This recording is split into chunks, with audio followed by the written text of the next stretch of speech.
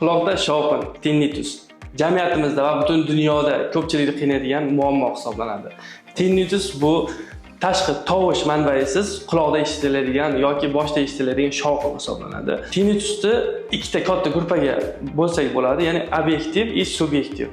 Subyektiv turi juda ham keng tarqalgan, faqat bemorda o'ziga eshitiladigan shovqin hisoblanadi. Obyektiv turi esa bemorda o'zidan tashqari shifokorga yoki yonidagi bir ma'lum bir shaxsga eshitilib turadigan shovqin hisoblanadi. Bu juda ham kam uchraydigan turi hisoblanadi. Shovqinlar kelib chiqishining asosiy sabablari bu o'rta quloq va ichki quloqdagi kasalliklar hisoblanadi. Minier kasalligi, eshituv nervining shikastlanishi yoki nevropatiyasi, virusli infeksiyalar ta'sirida nevroma. Quloqdagi serniy probka ham shovqinga sabab bo'lishi mumkin. Bosh miyaning travmalar, bosh miyadan olingan jarohatlar, tovushli travmalar, ya'ni yuqori ovozda ta'sirida olingan travmalar ham shovqinga sabab bo'ladi.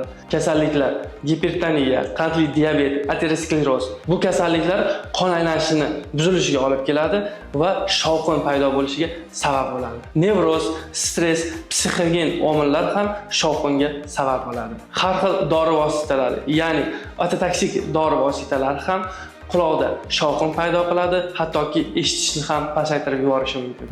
Sizda va yaqinlaringizda quloqda shovqin bo'lsa, vaqtni kechiktirmasdan shifokorga murojaat qiling.